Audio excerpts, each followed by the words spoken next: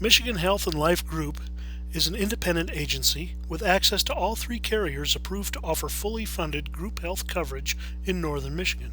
We are a full service agency with commercial and personal insurance available. We offer confidential assistance for employees with group, individual, government, or catastrophic coverage needs. We have over 49 years of experience in the regulatory environment, with access to professional legal advice on ERISA, TAMRA, PPACA, and COBRA compliance. The question we're going to examine today is, should employers offer group health insurance for their employees? There are many issues surrounding this question, and we will try to present them so that the employer can make an informed decision that is in the best interest of both their employees and their ability to remain competitive in the marketplace. The Affordable Care Act doesn't actually require employers to offer health insurance. However, groups with 50 or more full-time equivalent employees face tax penalties if they don't offer minimum essential coverage. For purposes of today's discussion, we'll look at under 50 groups since they have the option of not offering coverage at all.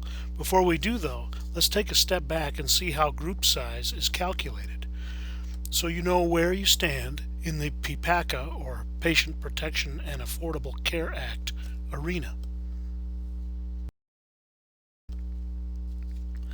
The total number of full-time and full-time equivalents is really just the sum of two numbers, but there's a little bit more math involved. First, you have the number of full-time employees. Those are employees that are working 30 hours a week or 130 hours in a calendar month. Then you have to look at the number of full-time equivalents.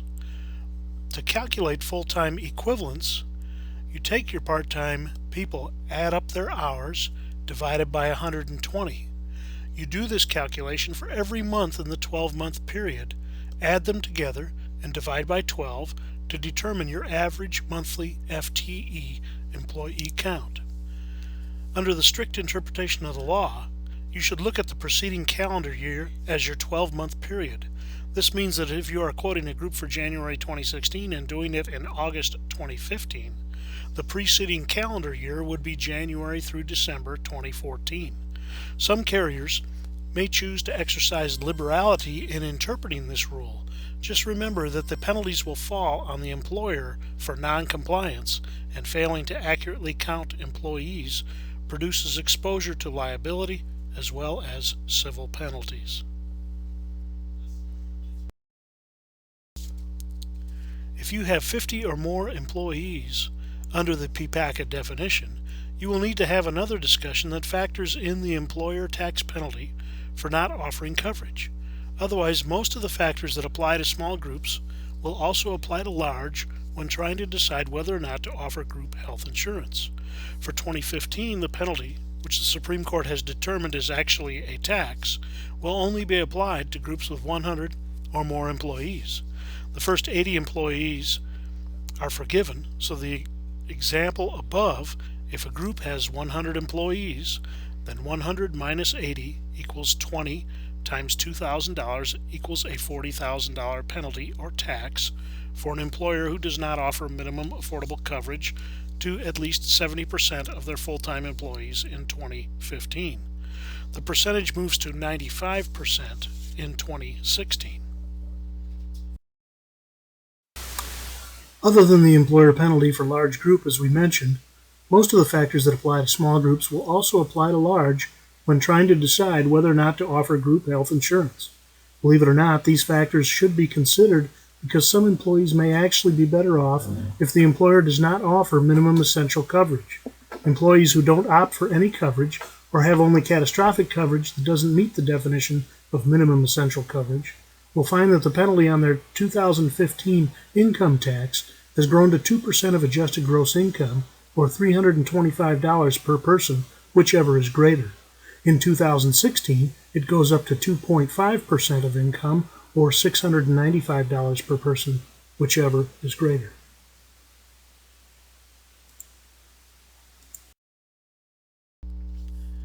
Here's an example for a couple who came in recently. Even with the subsidy on the exchange, they were money ahead with catastrophic only coverage, even when the cost of paying the penalty was included. These calculations will change every month as rates, penalties, and subsidies vary with income and the quarter in which rates are being quoted. In this example, the cheapest exchange plan was $107.50 per member per month, while the non-qualifying catastrophic plan was $80.38 per member per month, even when the penalty was included in the cost. There is a segment of the population who may qualify for a subsidy on the exchange, but will still have to decide between groceries and insurance. This gap is expected to increase over time, and we will have a whole separate video dedicated to trends in healthcare. The benefits for the employer offering coverage are fairly direct.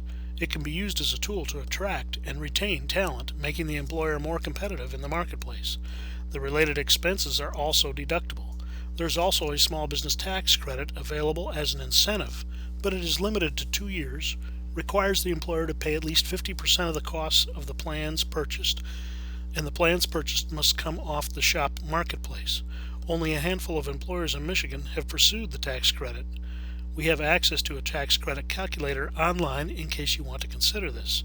Employees and their families who have access to health care tend to be healthier, which increases presenteeism and decreases absenteeism. People are able to stay on the job. There are also some benefits for the employee when their employer offers coverage.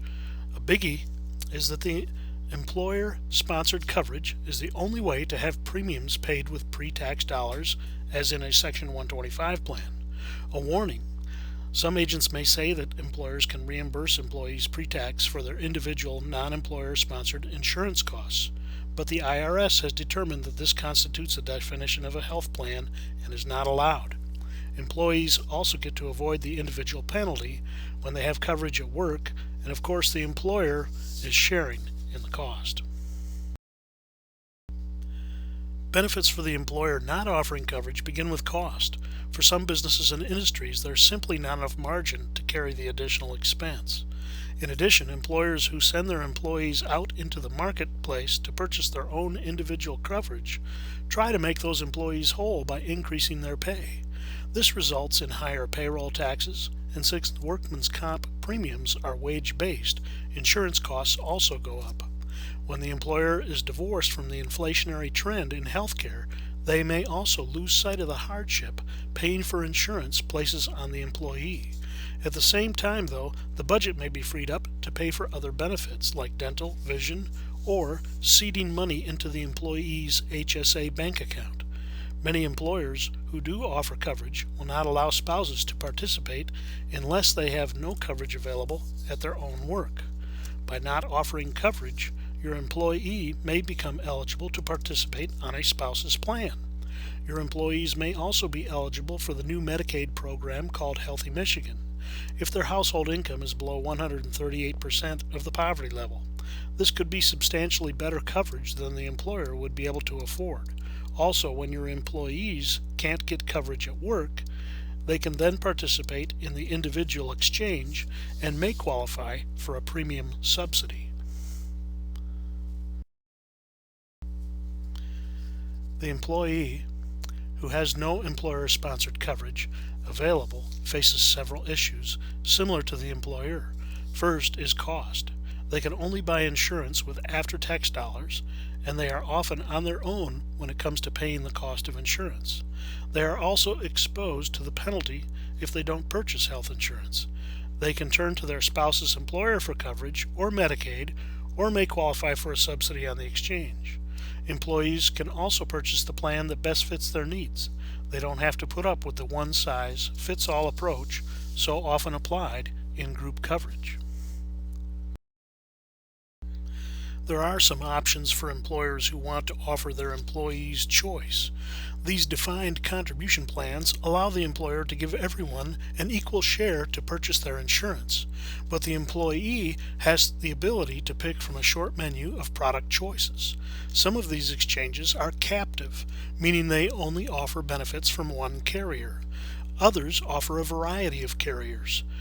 They are fairly new to the market, and the underwriting tends to be more complex since multiple plans are involved and the door is open to some adverse selection.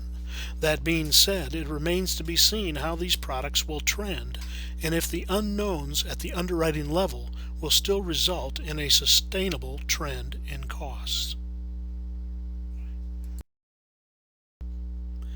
Michigan Health and Life Group is an independent agency with access to all three carriers, approved to offer fully funded group health coverage in northern Michigan. We are a full-service agency with commercial and personal insurance available. We offer confidential assistance for employees with group, individual, government, or catastrophic coverage needs. We have over 49 years of experience in the regulatory environment, with access to professional legal advice on ERISA, TAMRA, PPACA, and COBRA compliance. Like us on Facebook, and you will be able to receive links to our many articles, videos, and resources. Thank you for your time today.